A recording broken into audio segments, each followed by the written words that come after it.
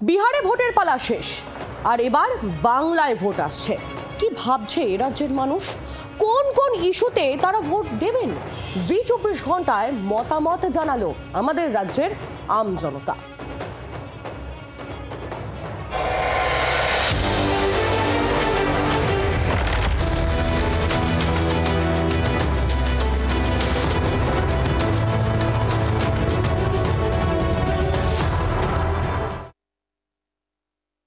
রাস্তাঘাটে একটু সমস্যা আছে, আর তারপরে মোটামুটি ঠিকই আছে, কোনো সমস্যা নেই এখানে।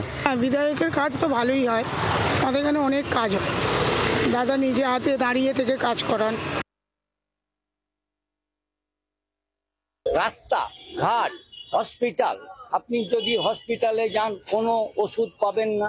শিক্ষা, স্বাস্থ্য, রাস্তাঘাট এগুলো ঠিকঠাক না, এগুলো একদমই ঠিকঠাক। কোনো উন্নতি হয়নি, কৃষকের কোনো উন্নতি নেই।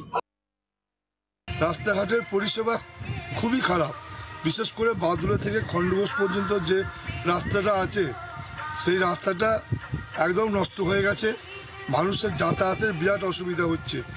স্কুলগুলোর যে পরিচালনা যেভাবে হচ্ছে সেই পরিচালনার কিছু ত্রুটি বিচ্যুতি রয়েছে। স্কুলের ছুটি ছাটার ব্যাপারগুলো বেশি হয়েছে।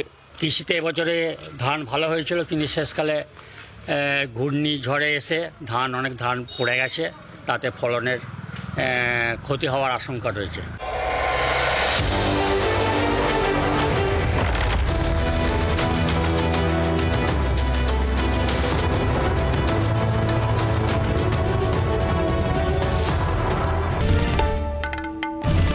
বাংলার আওয়াজ, বাঙালির আবেগ, জি24 ঘন্টা।